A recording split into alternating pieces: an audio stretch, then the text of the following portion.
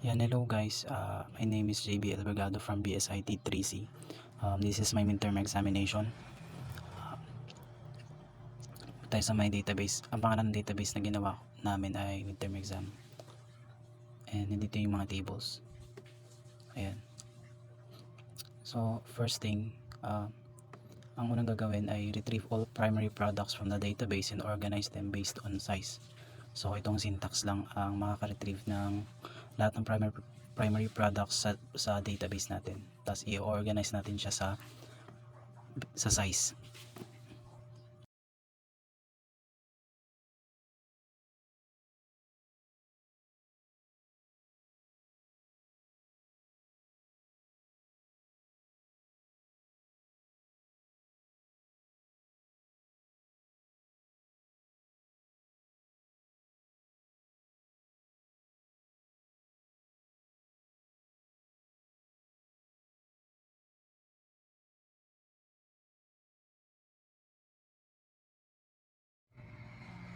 So ayun, after na mga syntax, ayan, makikita nyo lumabas lahat ng products.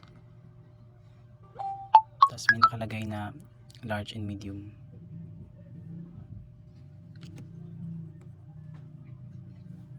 Next is obtain product set to expire in August from the product table. So ang numerical value ng August ay 8.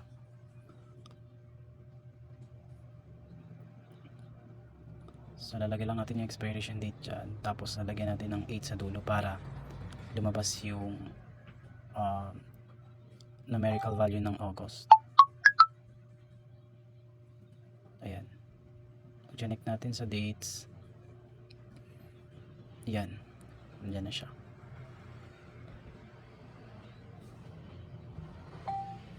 Okay.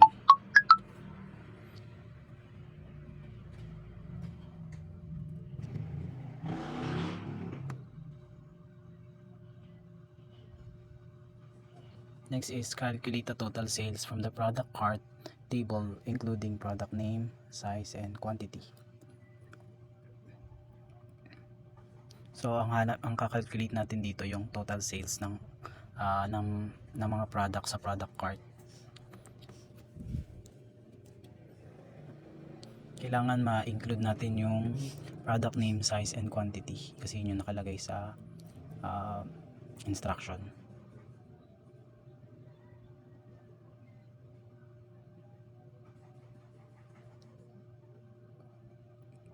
Select natin yung product name, size, product quantities. Tapos maglagay tayo ng reserve words na sum para i-add niya lahat. Lagyan natin ng name, unique name. Pwede ka maglagay ng kahit anong name dyan. Pwedeng sales lang, pwedeng total.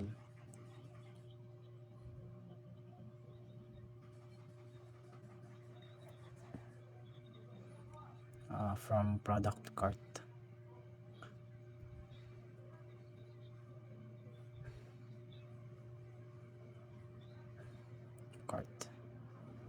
And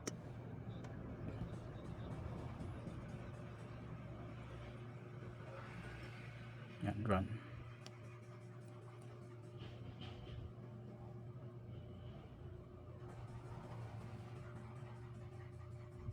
So hindi natin nakita lahat ng product. Ang kulang natin dito ay yung product name para lumabas lahat ng product sa product cart. Copy lang natin to, i-paste natin sa SQL. Tapos dagdagan natin ng product name. Group natin siya sa product name.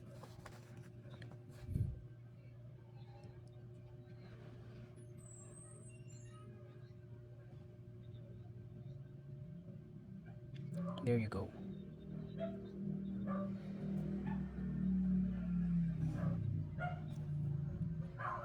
The next one is retrieve all records from the sales table and group them by date. So kukunin natin lahat ng records sa sales table, tapos i-group natin sila sa date.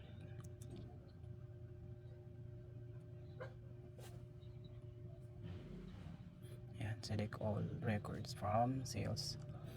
sales table and group by date uploaded.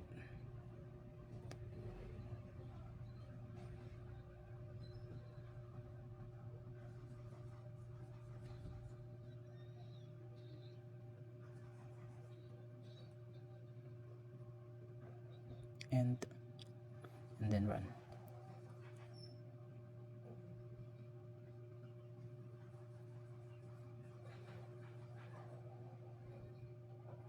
Yan.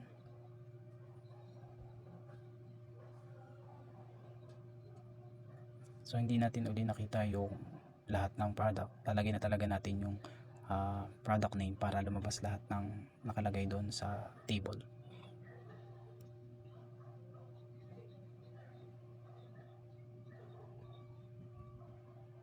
Type na lang natin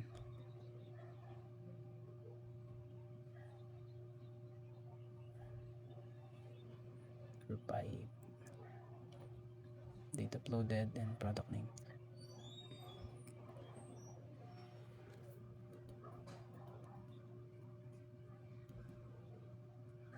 Then run.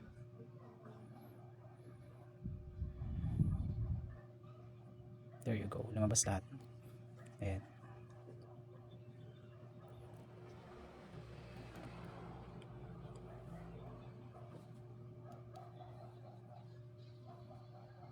Naka-group siya sa date. Next one is determine the number of entries in the product cart table. So, ika-calculate natin uli yung number of entries sa loob ng product cart. Bale, aalamin natin kung ilan yung nasa loob ng product cart. Gamit lang tayo ng count para bilangin niya lahat. Asterisk is for all, represented for all. And then lagyan natin ng name using as.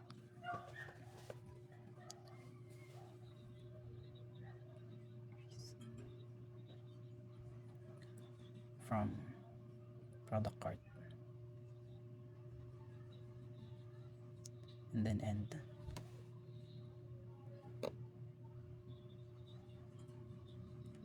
Ayun lang. 11 entries. Thank you for watching.